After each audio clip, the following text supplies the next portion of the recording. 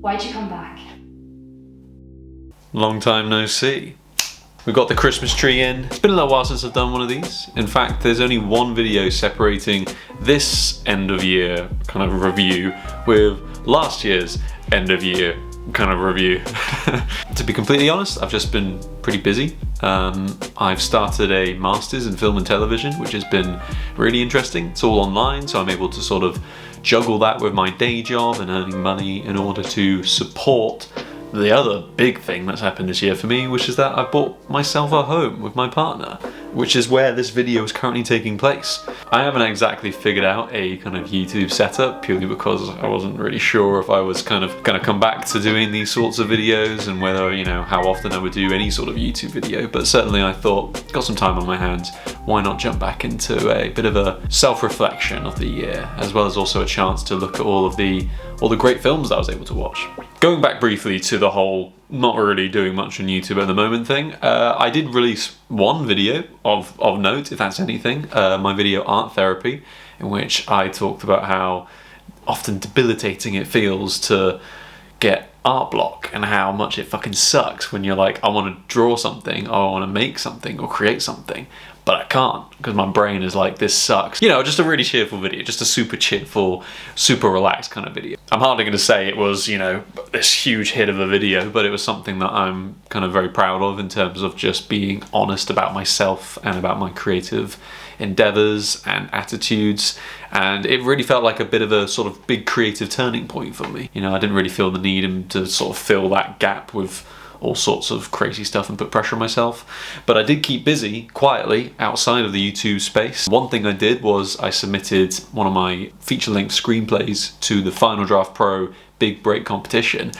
And you'll never guess what, but I didn't win. I didn't win. And that's fine. It's fine. I don't care. I really don't care. I don't care, Robert. I don't care. But in all seriousness, I was a quarter-finalist, which was something that I had zero expectation of. I got a lot of really great feedback for it, a lot of positive stuff, plenty of things to improve on. I also started a short film, which has been my biggest short film I've ever done. Certainly not in regards to things like budget.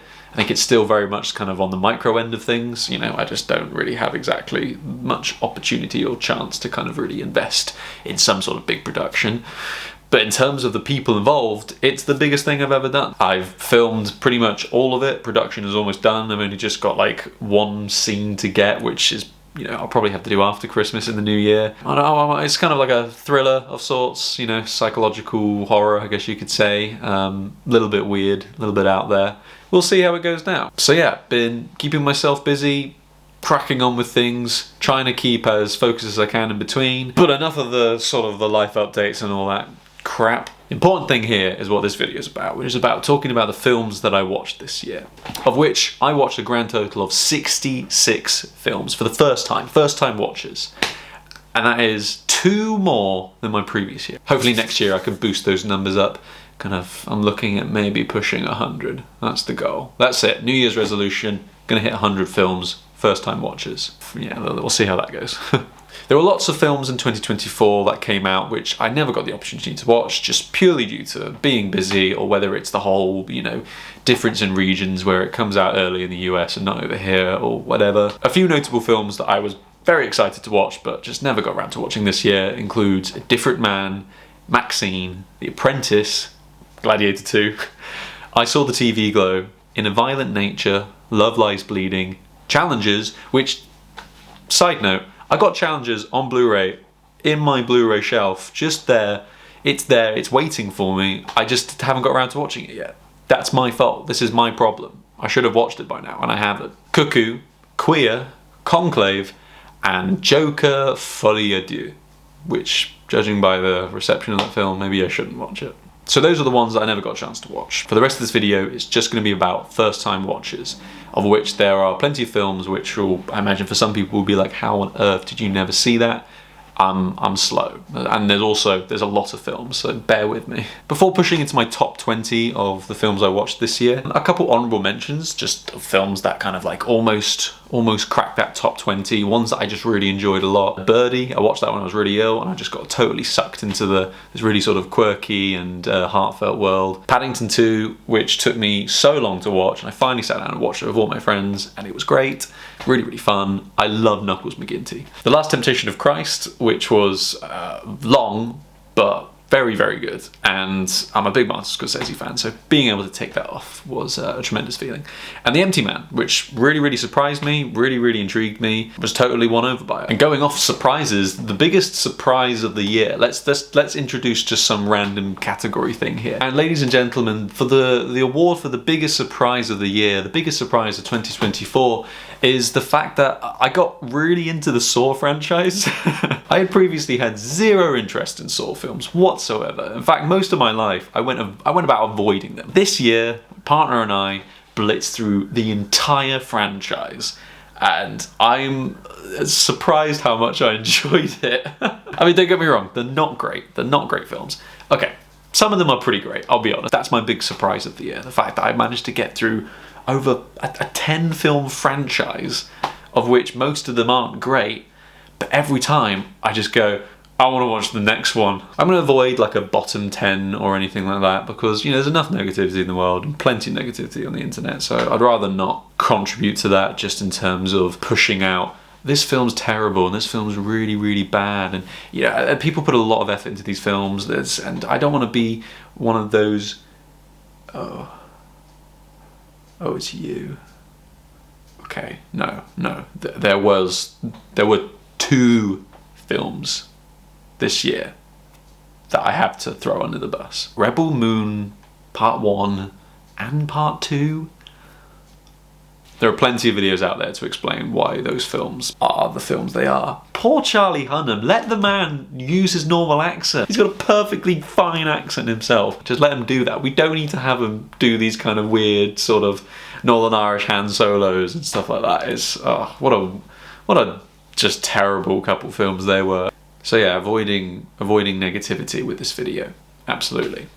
We'll move straight on. I'm going to speed through 20 to 11 with just like a little brief natter about each film before we kind of dig a little bit deeper into the top 10 films I watched this year. Number 20 being Lisa Frankenstein. This was a film that my partner was really interested in watching. She was totally up her alley with the kind of like the 80s sort of punk pop vibe, and certainly on the surface did not at all seem like something I would like. But then I watched it with my partner, she loved it, and I thought it was absolutely terrific. It was super funny, and more than anything, I was super surprised how like dark it went. At number 19, I put Milk and Cereal, which, whether you want to classify that as a short film or a feature-length film or whatever, it's a whole debate, and I'm not going to bother getting into it. Fact of the matter is, I thought Milk and Cereal was absolutely terrific. What Coop and Curry and all the people that got involved with that production were able to do on an absolute minuscule of a budget was sensational and inspiring. Exceptional editing and just a really sort of great pace and rhythm to its story, and especially in terms of how things are revealed and how different sort of twists and turns within the narrative start to play out over the running time. I thought it was great. Milk and Cereal is completely free to watch on YouTube as well. Go watch it now. Really, really encourage you to do it. That's a Bad Idea as the YouTube channel. Subscribe to them as well. At number 18, I put Furiosa, a Mad Max saga. It was a film I was a little bit skeptical of at first, just purely due to my own love of the Mad Max films, in particular Fury Road, and just the amount of time that had passed since then. I thought, what on earth could they actually kind of bring back with a prequel? But I'm really glad to say that it is a terrific, well-made film, exceptionally directed by George Miller, with some terrific performances all around, and I really hope to God that that franchise doesn't just die in the dirt. Please keep it alive. It's one of my favourite franchises. At 17, I put Alien Romulus. I was really, really intrigued by this film. First Alien film was always my favourite for how grounded, isolated and contained it felt, and the bigger those films got, the less interested I became. So Alien Romulus felt like a sort of return to form. I thought overall it was a absolutely terrifically made film with some of the best production design I'd seen in like a big blockbuster Hollywood film in a long time. I mean, the makeup and creature design alone, just in terms of how tactile they felt on screen, and in all honesty, I'd put Alien Romulus on par with the original, or at least as close to on par as you could possibly get. At 16, I put Strange Darling. I grabbed this film off the shelf, had heard the name floating around, I knew literally nothing about it. I didn't even read the blurb on the back. I just popped it in when I got home, and I watched it, and it was all for the better. It is a film that relies incredibly on intrigue and ambiguity, on taking you on a journey in which you have no idea what characters will say or do next, or where the narrative might lead you, is what makes Strange Darling work so well. At 15, I cheated and put a whole TV show. I put Too Old to Die Young by Nicholas Winding Refn. I technically watched this years ago, and I never finished it. Earlier this year, I thought, you know what, I'm finally going to get around to watching the entire series as it is. It was absolutely incredible. I think it captures what I love the most about Nicholas Refn, which is the mysticism behind it. I think he's able to create these sort of neon-soaked fantasy worlds where there's kind of like hyper-realism and things aren't quite how they seem, and obviously takes on a lot of sort of metaphor and allegory along the way. It obviously isn't for everyone, but for me at the very least, I thought it was just a terrific series overall.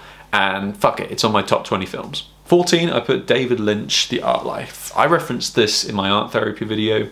This was a film a documentary that I really needed to see. In being able to see one of my favourite filmmakers reflect upon creativity and artwork in such an open and honest way, whilst the film itself still having the experience of a David Lynch film where it was ethereal and dreamlike, was overall a really fulfilling and motivating experience, I would say. At 13, I've got Monkey Man. Dev Patel is just an icon, as far as I'm concerned. He is unbelievable actor, unbelievable performance he does in this, and the fact that he juggles that with also being the director and getting so hands-on and being able to have this very sort of full and grand vision for this film, it's a miracle he was able to make it as cohesive and exciting and involving as he did. At number 12, I've got... I had an idea of what the substance would be like, and it, you know, I think for the most part it was what I expected, while still baffling me with how insane it gets. I mean, if you haven't seen it at this point, I mean, you're missing out on an absolutely terrific horror film. It's got a really sort of great sense of style and character behind it. Very sort of clear messages in regards to beauty standards and kind of the treatment and perception of women within Hollywood and sort of that general sort of public sphere. It's very open and it wears on its sleeve in regards to what it's trying to say. Even with being so explicit, that sort of explicitness is what makes the substance so great in my eyes. It's bold and punchy and expressive in all the best ways. And at number 11, just missing out my top 10, was one of my most highly anticipated films for this year. And that is Osgood Perkins' Longlegs. In a way, Longlegs wasn't what I expected. The trailers, the ambiguity, all of the intrigue and fascination that came with the marketing material for Longlegs, painted this inconceivable portrait in my mind where I had no idea what I was going to get. Exceptionally well-made thriller with excellent sort of suspense and atmosphere to it. Some terrific performances, particularly from Nicolas Cage, who is unrecognisable in one moment, hilarious in another, and horrifying in other instances. Right, we've been rambling our way through those enough. It's time to go into my top 10 films of the year.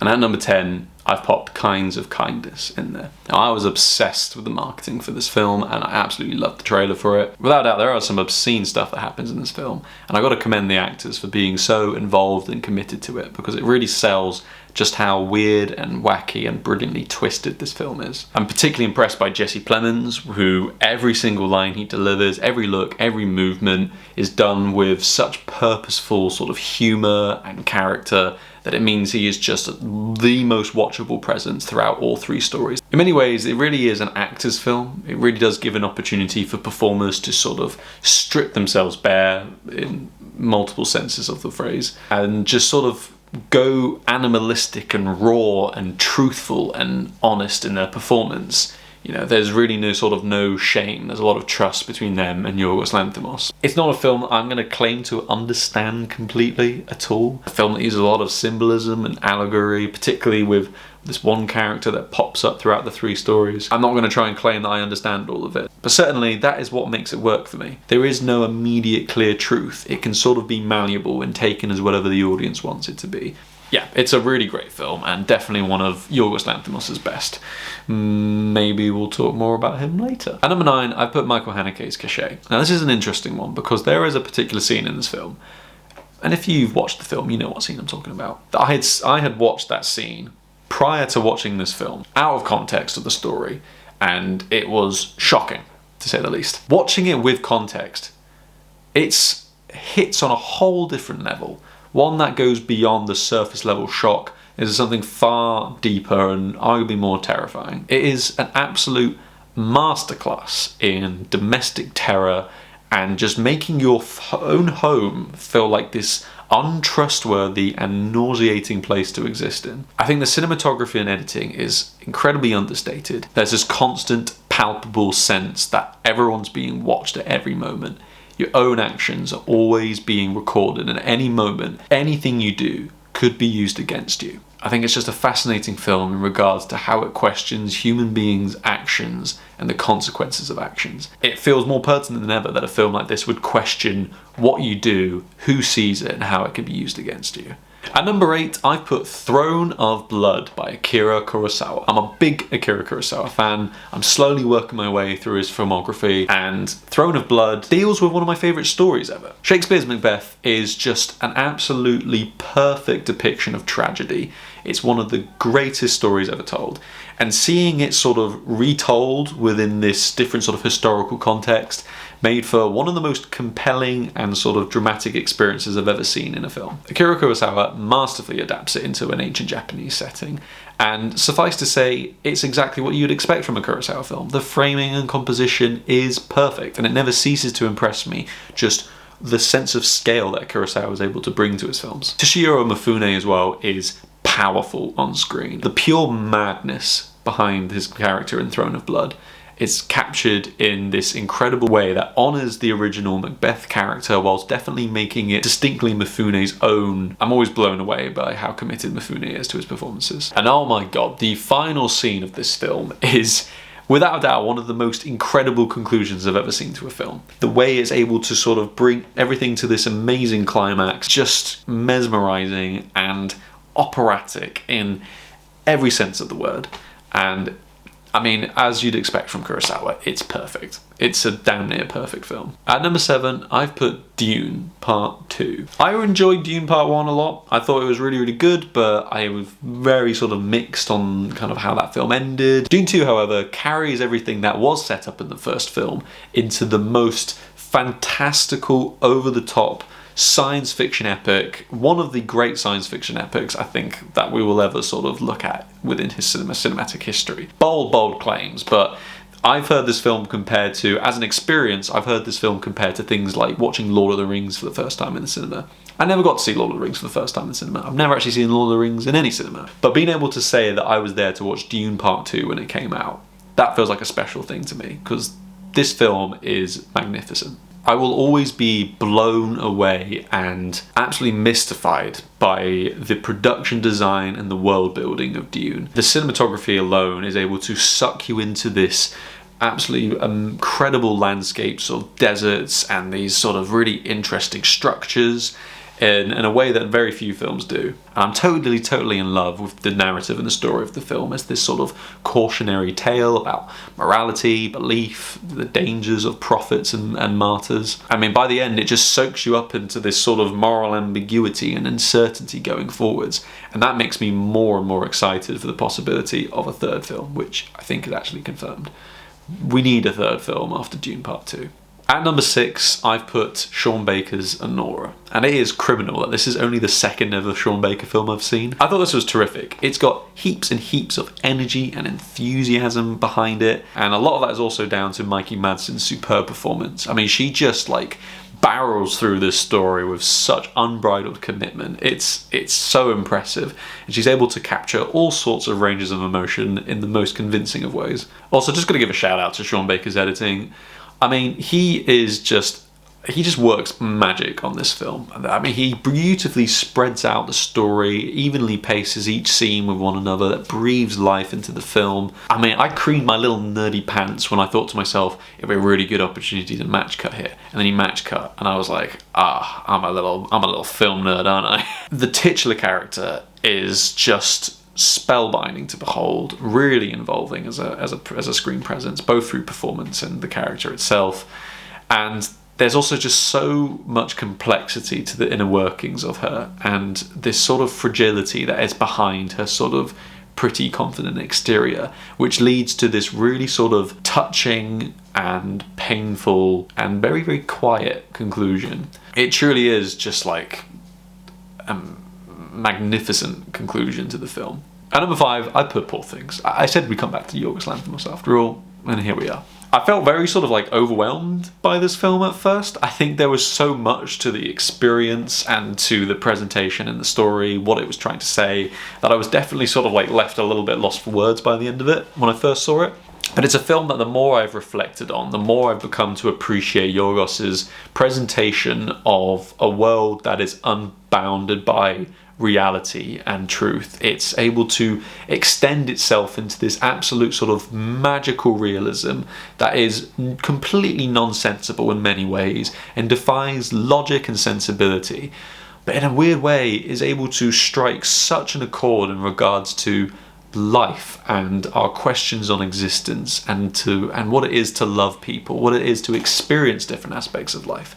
You wouldn't at all be able to get that through a film that is presented as grounded and realistic. But Poor Things is able to offset all of its existential themes with the fact that it has such a colourful, expressive and creative exterior. Yorgos Lanthimos is able to craft such fascinating worlds within this and equally fascinating characters, all while delving into these really complex thoughts and themes. And Emma Stone, it goes without saying, is fully committed to what she's doing. She is totally brilliant to behold on screen.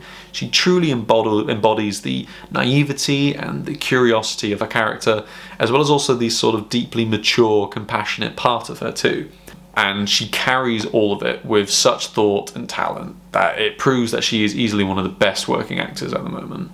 It's a brilliant, hysterical, but also thoughtful film, and it's one-of-a-kind gem in my opinion. Right, this one was a long time coming. At number 4, I've put 12 Angry Men. For so long I went by without having watched this, and I was blown away, both by the story and the performances, but also the technical prowess and how it's able to utilize all of these superb long takes to heighten the tension of the film, as well as also just the superb editing. The way it's able to constantly shift between characters and is able to constantly present different, new and exciting drama, and is able to throw in all sorts of directions despite only ever really being set in one place with the same characters throughout, makes it such a profound and compelling experience. It's incredibly claustrophobic, all the different elements and the heat and the discussions and the intensity play off one another in this incredible way.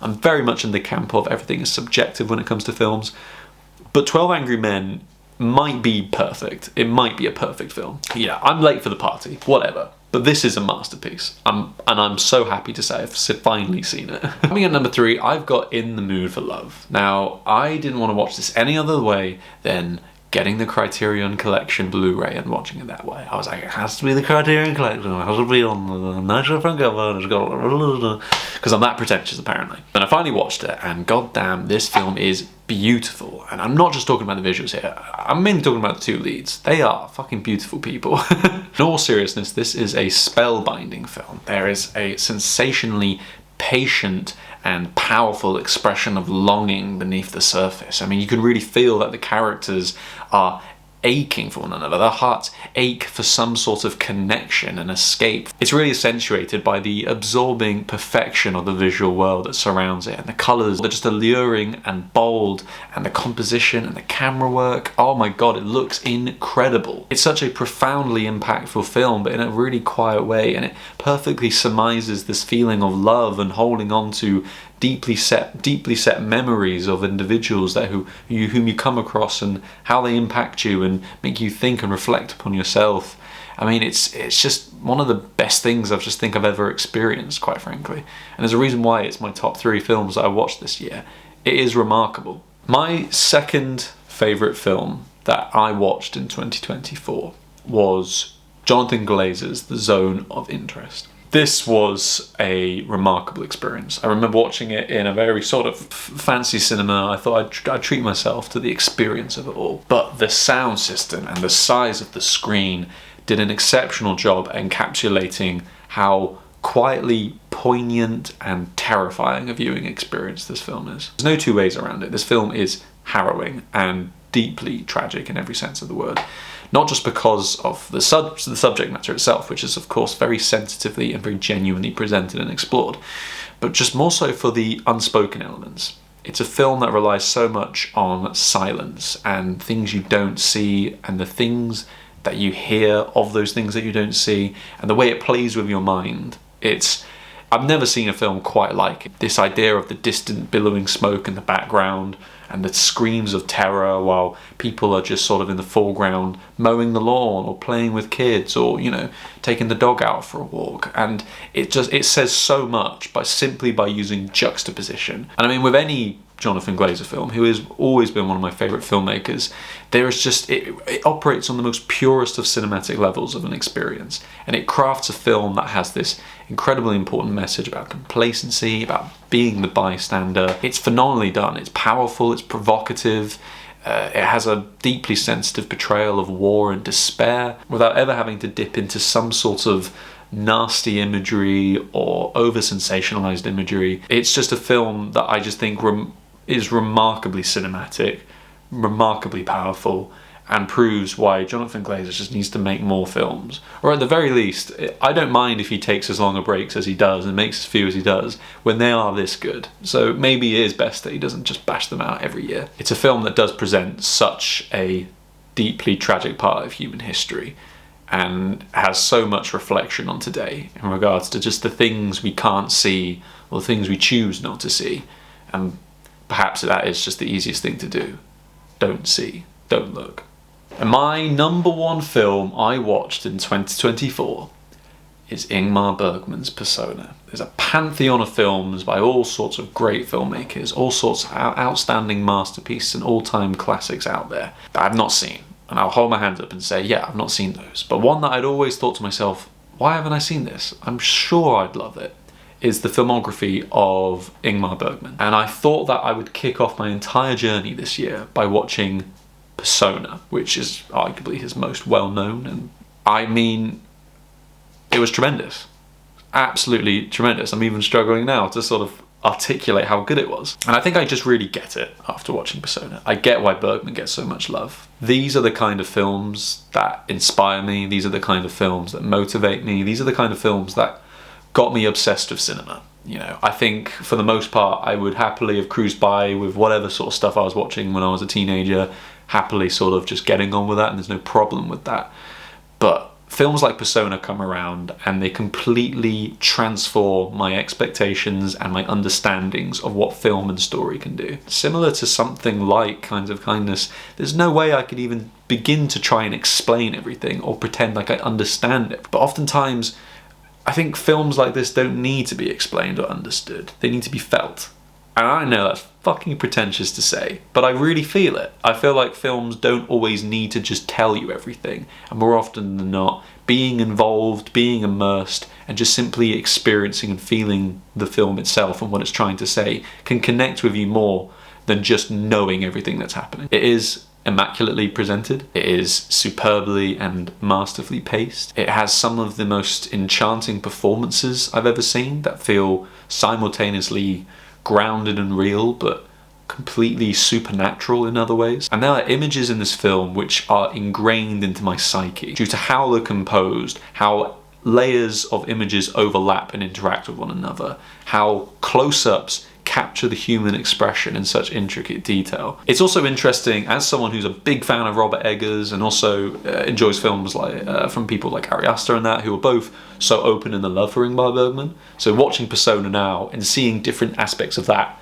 and how people like Robert Eggers and Ari Aster have taken from that, and subsequently many other filmmakers too, I imagine, it just makes for a very fascinating experience. I think Persona is a mesmerizing examination of the human psyche and about deep-rooted loneliness that we feel as individuals, about identity and love. I just think it's absolutely masterful work, superbly directed, an incredible piece of art, and by far my favourite film I watched this year. So that's it. Those are the films that I watched in 2024. It's already starting to get dark outside. That's how long I've been filming this for. In the new year, I'm looking forward to making more videos where I can be sort of candid in my discussion about films, as well as also going back to the sort of critical analysis sort of stuff and the video essays, sort of similar to what I did with Robert Eggers. There's no pressure to put some stuff out there. I'm going to see how things go and what goes out there. This is mainly just for me and for my one friend that loves to watch all my videos. Shout out to Connor, I love you. It's been a wild year, all in all, personally. as well as also just being, you know, an exceptional year for film and some really terrific films I had the privilege of watching for the first time. If you enjoyed this video, or if you're interested in any of my critical analysis stuff, please do check out some of my previous videos. Or if you'd like to kind of, you know, see some of my more narrative focused stuff, I've got some short films on here too that I've put out there. And do keep an eye out for my my next short film, which hopefully will make the rounds on the festival scene. We'll see once I've made it, but certainly I'll pop it up on here at some point. Really looking forward to sharing that in the future. Looking forward to being able to make more stuff in the new year. And yeah, new year, new me, I guess. I'm definitely going to figure out my setup too, because at the moment it's a little bit of a mess right now, and we need to find a more clear place for Robert to be, because at the moment he's a little bit lonely back there. I hope you enjoyed this video. Like and subscribe if you want. And yeah, hopefully see you all in the new year. Hope you all have a good Christmas and a happy new year. Stay safe out there. Watch films, watch as many films as you can, and much love. Goodbye, Lucas. Lucas?